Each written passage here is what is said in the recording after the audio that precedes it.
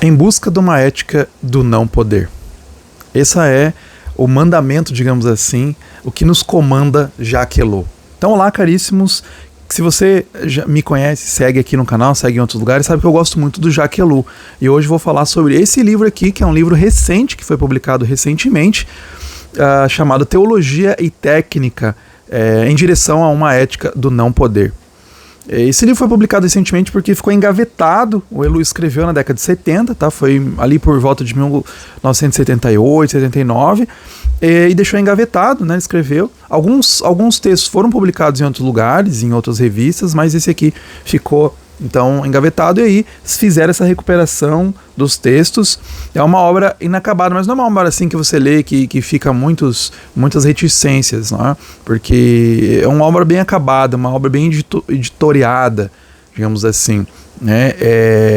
Tem um cuidado editorial muito legal por estudiosos, né? O David Gill, que tem publicado todas as obras, ajudado a publicar todas as obras em inglês, e o Frederic Rognon, que é um especialista em Ellul, e ele faz uma introdução muito esclarecedora, além de, ao longo do livro, ter algumas notas de rodapé esclarecendo, apontando, indicando bibliografias.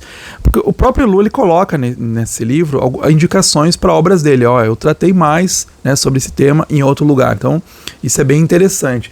E também tem a nota da família. Tem umas notas de rodapé, assim, indicações de algumas coisas, alguns comentários esclarecedores escrito da família. Isso é muito legal, deixa o texto muito bonito e muito belo, né? Então o Ellul, ele publicou em vida mais ou menos 58 livros, e metade é de sociologia e a outra metade é de teologia e ética, né? Mais ou menos assim. Então, e esse livro aqui especificamente é uma mescla dos dois, né? Tanto sociologia quanto ética, quanto teologia, né? Dos três, né, pontos aí que ele trabalhou na vida inteira dele. Então é bem legal. Como eu disse, um mapa para todas as ideias dele, é um testamento do Ellul, né, inclusive, das ideias que ele defendia, presente. Então, eu indico tanto para quem está começando, né, a ler Ellul, quanto para aqueles que já conhecem um pouco mais de Ellul. Se você já leu pelo menos 1 ou 2 livros, né, eu recomendo começar por a ética, a técnica do desafio do século, que a gente tem uma edição já esgotada em português, né? E esse cristianismo revolucionário, que você encontra bem barato, ainda está bem barato por aí, né? Que vale bem a pena. O primeiro texto, assim, do Ellul, e os dois têm vídeo no meu canal, tá? Então dá uma olhada aí se você se interessar.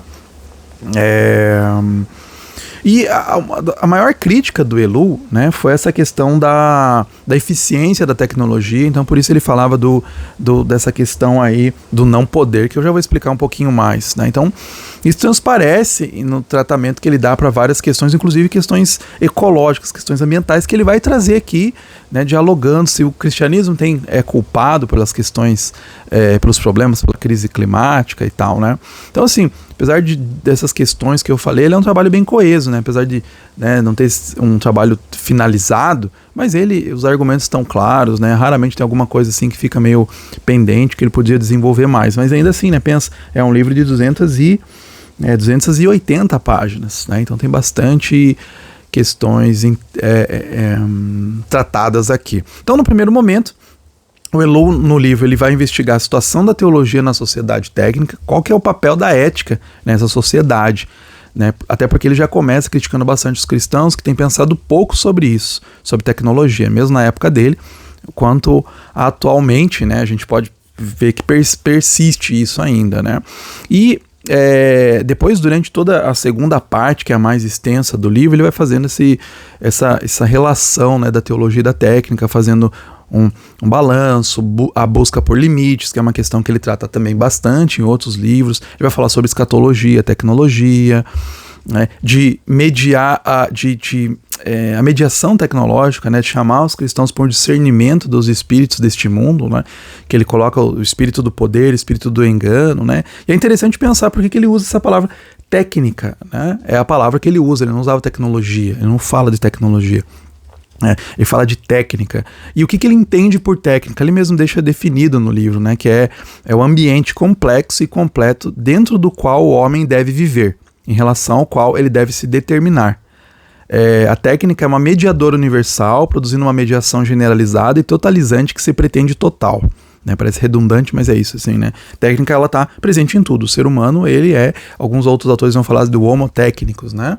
Então, o ser humano está dentro desse ambiente tecnológico, né? O exemplo que ele cita é a cidade, né, que ele tem um livro. Eu também gravei um vídeo recentemente aqui no canal, The Meaning of the City, né, esse livro, o significado da cidade, do Elu, que ele fala que a cidade é o lugar onde a técnica, né, se apresenta como uma realidade até natural, né? Ela está muito presente, ela sinaliza o que é a tecnologia, né? Então ele vai trabalhar na vida dele inteira sobre estudando a cidade, né? Ele comenta aqui também.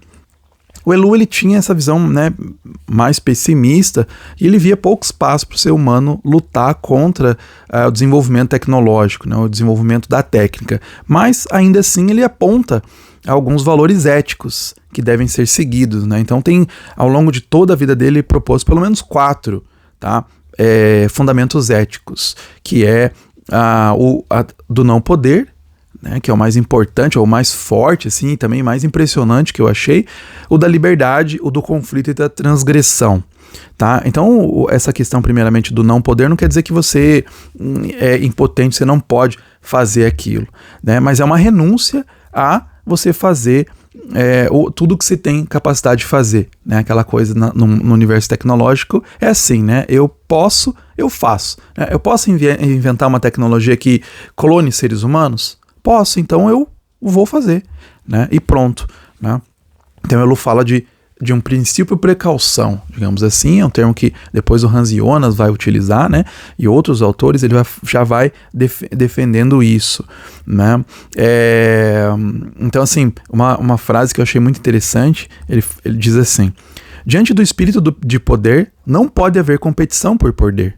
Assim que entramos em qualquer busca por poder, eficiência, dominação, seja qual for, há instantaneamente um triunfo do sistema técnico e uma recusa da verdade da encarnação.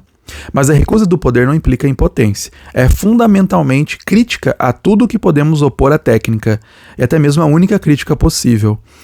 Então, aquela coisa, né, às vezes, de uma crítica que ele fazia, né, dos cristãos adentrarem totalmente, né, nesse mundo técnico, fazer o jogo da tecnologia, né? Então, como que eu tenho que expandir o evangelho usando, né, os recursos aí, usando redes sociais, usando Instagram, né, e tal. Então, o Elu, ele é muito crítico dessa forma de utilização, né? Ele fala que os cristãos têm que ser os primeiros a negarem isso, né? Até eu fiquei pensando, né, dá pra gente comparar com, por exemplo, né, o Senhor dos Anéis, né, que tem, ou um anel, né, que ele poderia ser usado, né, mas os mais sábios ali na comitiva do anel sabiam que ele devia ser destruído, né? Tem até uma frase no Senhor dos Anéis: só há um Senhor dos Anéis, só uma pessoa pode controlá-lo, e ele não compartilha o poder, né? Então a gente às vezes acha que a gente vai redimir as redes sociais, a gente acha que a gente vai redimir, né, o capitalismo e tal, e o que o Elu tá chamando a gente essa ética do não poder. Como exercer isso? Claro que aí a gente tem que pensar estratégias, ele não deixa assim, faça isso e pronto, né, e dá certo. A gente tem que pensar em estratégias de evitar isso. Claro que ele vai deixar bem claro que ele não é contra a tecnologia, ele não está falando pra gente desistir de tudo que existe tecnológico, que tem coisas muito úteis, né? Mas a gente realmente vê a maneira como a gente tem usado, perceber e como que a gente pode, às vezes, dessacralizar a técnica. Em outro livro, né, Dinheiro e Poder, se não me engano assim, o título do livro, tive que ali pegar, O Homem e o Dinheiro também, excelente, a gente tem traduzido aqui, esse livro é excelente, ele vai falar sobre isso, né, de como a gente dessacralizar o dinheiro, né, não tornar o dinheiro como ali um ser divino, que é o que acontece nas nossas sociedades, né? Então essa visão é muito, muito interessante, transborda, né, do não poder, transborda para outras obras. Depois ele vai falar sobre a liberdade, né, que a gente tem, ele é o sociólogo da liberdade, né, ele fala bastante sobre a liberdade, e como que na sociedade tecnológica a gente vai, né, perdendo as nossas liberdades, né? Então a gente não tem muitas escolhas para serem feitas, né, e a alienação vai ficando bem presente. Então né, nessa sociedade em que as Big Techs controlam as nossas vontades, nossas emoções, né, às vezes o que a gente vê também é uma ética necessária da gente exercer liberdade, né, e a questão da transgressão, né, da gente transgredir, profanar, né, esses objetos, transformar eles em objetos úteis, e não aqueles objetos de que, né, são sagrados, como às vezes as pessoas transformam, por exemplo, um iPhone, né, quase que um objeto sagrado hoje em dia, né? A gente mostrar que são simplesmente ferramentas, né? Voltar a transformar isso no que elas são, né? Uma inteligência artificial numa ferramenta, não endeusar, né, como as pessoas têm feito muitos na nossa sociedade. E para isso tudo, ele vai falando numa parte bem longa, um capítulo bem longo e bem interessante sobre limites. Numa sociedade que a gente fica falando sobre progresso, sobre crescimento, né, sempre, né, os prêmios Nobel aí ganharam, daqui a pouco eu vou publicar um artigo sobre isso, né, ganharam sobre essa visão schumpeteriana, né, da criação destrutiva, da criatividade destrutiva, né, que é essa visão do mundo moderno hoje, né, a gente precisa, né, destruir o velho, crescer sempre, e o Elu vai falar dessa busca por limites de crescimento, né, e ele coloca o exemplo do sabá, né, do momento que você descansa, que nós cristãos devemos descansar ao menos uma semana, é um mandamento, né, desde o Antigo Testamento, né, que é realmente aquele momento onde a gente elimina a busca por eficiência e a gente volta à adoração, à contemplação. Então a gente se liberta dessas amarras do mundo, né, e volta para Deus, né? E ele fala nessa parte, né, é verdade que por necessidade você deve usar a técnica, ele diz assim, né? Não pode fazer de outra forma, senão você vai regredir para o estado animal. Mas aprenda a ver a técnica apenas como uma necessidade difícil e dolorosa. Não encontre nela a sua alegria, sua esperança, seu valor, nem a sua verdade, nem a sua força, nem a sua segurança. As pessoas hoje, elas pensam, né? Pensam muitas pessoas que não conseguem viver sem o celular. Se elas perderem o celular, aquilo é pior do que, sei lá, sair de casa sem calça, né? É a pior coisa que poderia acontecer ela viver sem celular. Então, foi endeusado o celular, né? Então, eu acho que isso, que o sabá, por exemplo, né? O descanso semanal, nos ajuda a pensar, gente, refletir. Talvez a gente se desligar mais, né? Não a gente chegar no final de semana, a gente fica mais conectado, vai na igreja, tem, né, toda celulares e tal, a gente se desconectar mais na igreja, né? Não encher de tecnologia os nossos dias. Claro que a gente, né, vai precisar de tecnologia para se deslocar até a igreja. Tem projeção, tem instrumentos, né? Mas volta, né, para a boa e velha Bíblia impressa, né? Volta, deixa o celular, desliga, desconecte-se mais, né? Essa chamada que outros autores também fazem, né?